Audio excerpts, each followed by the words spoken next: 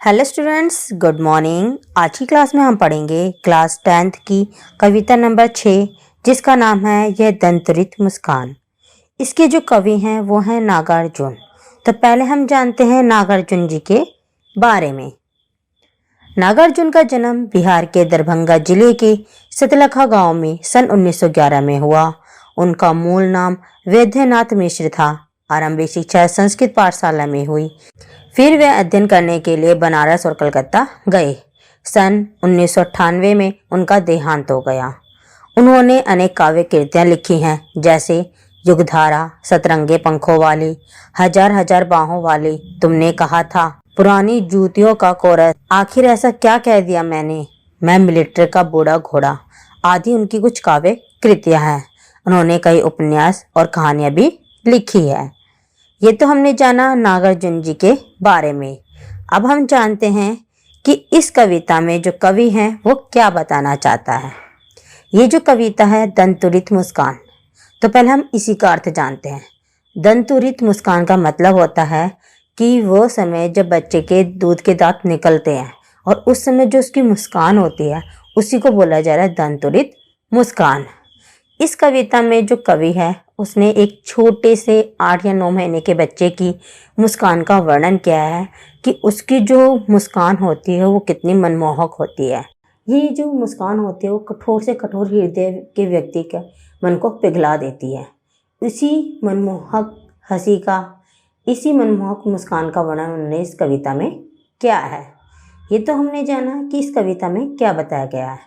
अब हम चलते हैं इस कविता की ओर और जानते हैं कि कवि अपनी कविता में हमें क्या बताना चाहते हैं।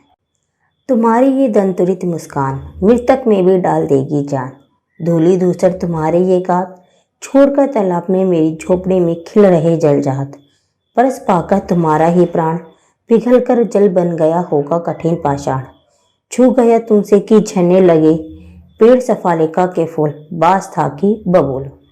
इन पंक्तियों में जो कवि है वो एक दांत निकलते बच्चे की मधुर मुस्कान का वर्णन कर रहे हैं। वो बता रहे हैं कि उसकी जो दंतुरित मुस्कान होती है वो किसी भी मृतक आदमी के शरीर में जान दे सकती है।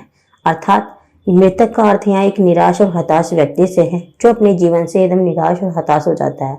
वो भी अपने गमों को भूलकर उसके साथ हंसने लगता है। धूली धूसर तुम्हारे ये गात, गात मतलब था शरीर, धूली मतलब था धूल, धूसर मतलब सना हुआ। कि जो छोटे छोटे बच्चे होते हैं वो मिट्टी में सन जाते हैं और मिट्टी में सनने के बावजूद भी बड़े प्यारे लगते हैं। छोड़कर तालाब मेरी झोपड़ी में खिल रहे जलजात, जलजात का मतलब था कमल का फूल।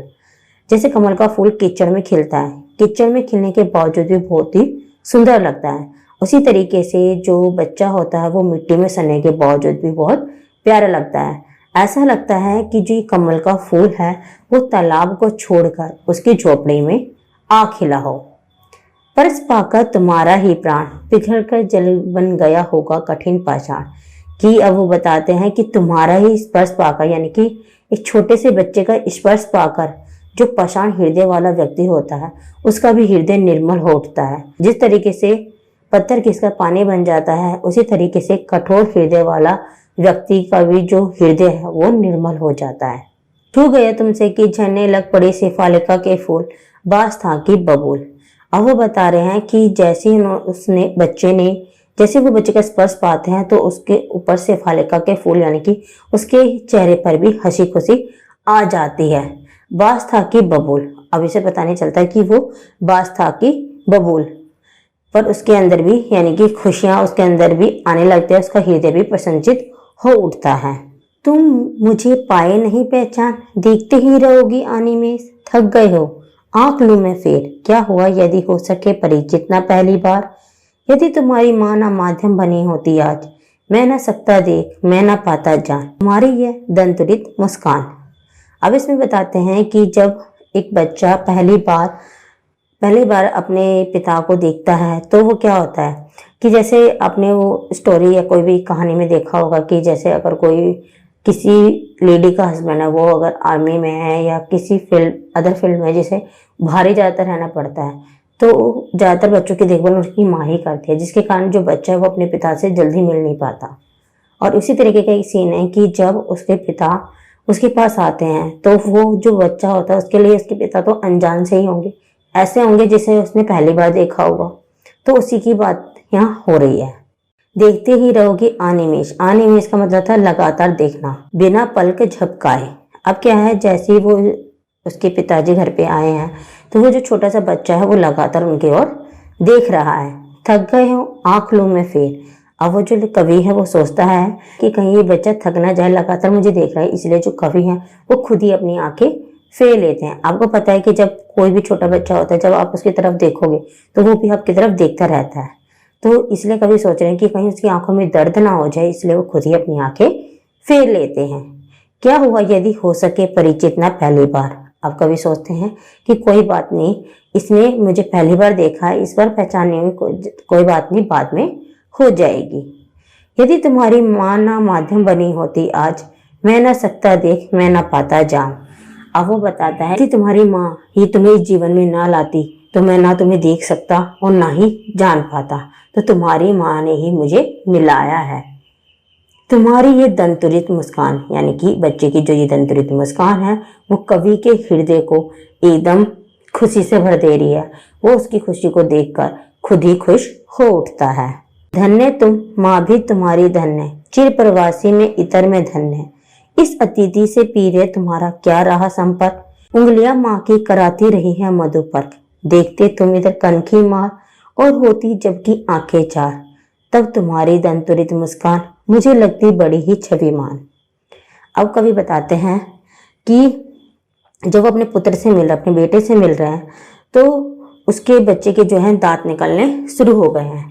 तो उस बच्चे को हंसता हुआ देखकर वो जो कवि है कहते हैं, धन्य हो तुम और तुम्हारी माँ भी धन्य है। चिर मतलब लंबे समय से, प्रवासी मतलब जो एक जगह से दूसरी जगह जाते रहते हैं, इधर मतलब दूसरा, मैं अन्य, यानी कि अब वो कहते हैं कि मैं लंबे समय से तुमसे दूर रहा हूँ, इसलिए मैं तुम्हें अन्य यानी कि कोई दूसरा लग रहा हूँ। इस अतिथि से पीरे तुम्हारा क्या रहा संपर्क। और वो कहते हैं, वो अपने आप को ही बोल रहा है कि इस अतिथि से यानी कि मुझसे तुम्हारा क्या संपर्क रहा है जो तुम मुझे जान पाओगे।